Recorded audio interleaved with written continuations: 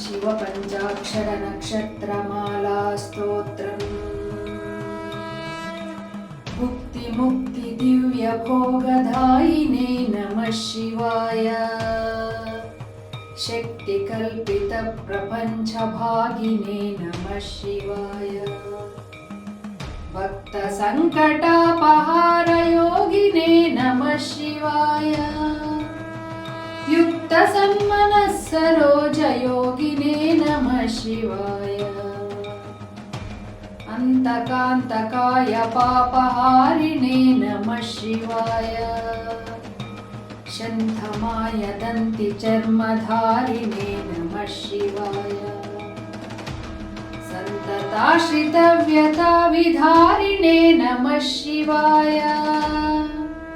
जन्तुजातनित्यसौख्यकारिणे नमः शिवाय।